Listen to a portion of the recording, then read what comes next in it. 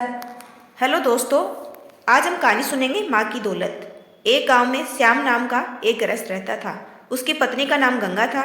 उनको 2 बेटे और 2 बेटियां थी। एक छोटा सुखी परिवार था। श्याम ने अपना सब पैसा उसके बेटे और बेटियों, इनकी पढ़ाई, शादी और उनके लिए अच्छे घर बनाने में खर्च कर दिया।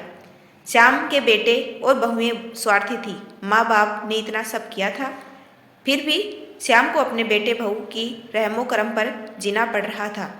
अब दोनों को बेटों और बहुओं से बहुत ज़्यादा हीनता, अपमान का बर्ताव मिलता था। अचानक एक दिन श्याम की मृत्यु हो गई।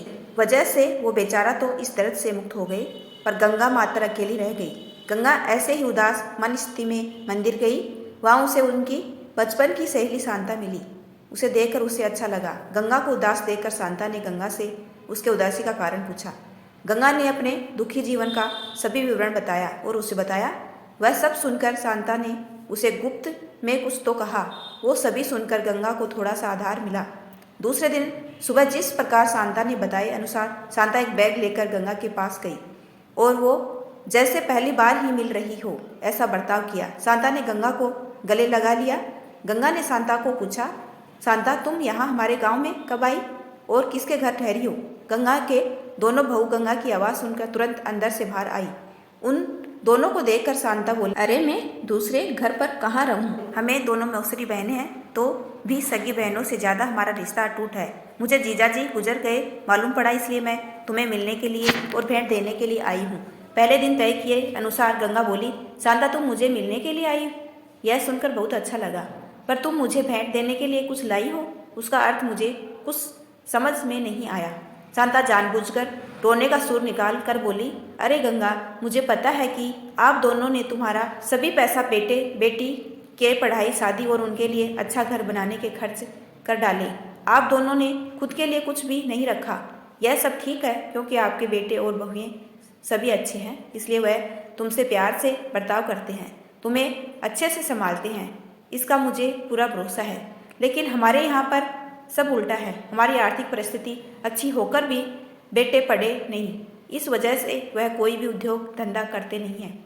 उनको सिर्फ बैठ कर खाना आता है। अमीर हैं, इस वजह से उनकी शादी भी हो गई, परंतु उनकी पत्नियां हम दोनों का बार बार अपमान करती रहती है और मेरे बच्चे वह देखकर भी कुछ भी नहीं बोलते उन्हें। फिर शांता आंखें पोंछने का नाटक करती है और वह आगे बोली, अभी ऐसी परिस्थिति में हम दोनों को जिनकी इच्छा भी नहीं होती और अब हमारी जिंदगी भी कितनी अच्छी है, इसलिए मैंने तय किया है कि मेरे पति का नज़दीकी कोई भी नहीं है और तुम्हारे सिवाय मेरा कोई भी नहीं है, इसलिए सब पैसा बेटों को देने के बजाय तुम्हें आधे पैसे दे दूँ। ऐसा विचार करके मैं मेरे पति की रजामंदी से 25 तोला वजन के 10-12 सोने के गहने और 50,000 इस बैग में लाई हूँ। इस बैग में 45,000 की नोटें हैं और रुपये की 5,000 नाणे हैं। अभी तुम कुछ भी ना कहते हुए हमारा प्यार समझकर यह बैग और उसकी चाबी ले लो। मैं सिर्फ तुम्हारे पास चाय पीकर तुरंत चली जाऊंगी। शांता का यह बोलना सुनकर सास की बहन कोई सामान्य औरत नहीं है, बल्कि बहुत अमीर औरत है और धन की तिजोरी साथ लाई है। ऐसा विचार करके गंगा की बड़ी बहू प्यार का नाटक करके उनको बोली कि क्या मौसी, आप इतनी जल्दी क्यों जा रही हो? अभी आए हो तो रहो हमारे घर 2-4 दिन। आपके बेटे और बहू भी नई पीढ़ी के हैं, इस वजह से आप उनके तरफ ध्यान मत दीजिए। आप दोनों पति पत्नी ने आपका जीवन यशस्वी किया है, वैसे ही देती हमें भी उस बारे में मार्गदर्शन दिया तो अच्छा होगा, और कैसे जीवन जीना है हमें भी समझ में आ जाएगा। तभी शांता उसे बोली, मेरे पति के दोस्त आज प्लेन से रात को 12 बजे हमारे घर आने वाले हैं, इस वजह से मुझे जाना होगा। हर एक मनुष्य की ज़िंदगी में ऐसा प्रसंग आता है कि जिसकी वजह से उसकी आंखें खुलती है और वह मनुष्य समझदार होगा तो उसे मार्ग दिखता है। ऐसा बोलकर शांता चाय पीकर वहाँ से चली गई। शांता के जाने के बाद गंगा के दोनों बेटे और बहुएं उससे बहुत अच्छा बर्ताव करने लगी, बहुत प्यार और देखभाल करने लगी। गंगा खाना खाने के बाद रात को अपने रूम में जाकर दरवाजे की कुंडी लगा लेती। शांता ने दिए हुए जैसे पत्थर पर पीटकर बजाकर गिनती थी।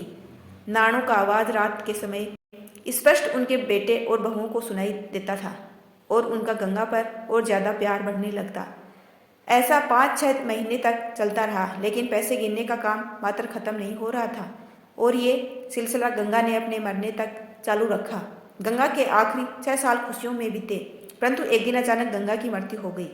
उसके जाने के बाद रिवाज और लोकलाज के लिए उसके बहुओं ने और बेटों ने आंसू बहाए। फिर उन्होंने शमशान से आने के बाद उन्होंने तुरंत माँ के रूम में जाकर उस बैग का ताला खोला। और क्या उनको धक्का लगा, क्योंकि उसमें सिर्फ पुराने समाचार पत्र, 4-5 वजनदार पत्थर और सिर्फ 1 रुपया था। वो रुपया भी पत्थर पर पीटने पर पूरा का पूरा खराब हो गया था। ऐसी स्टोरी सुनने के लिए चैनल को सब्सक्राइब कीजिए। Thanks for watching.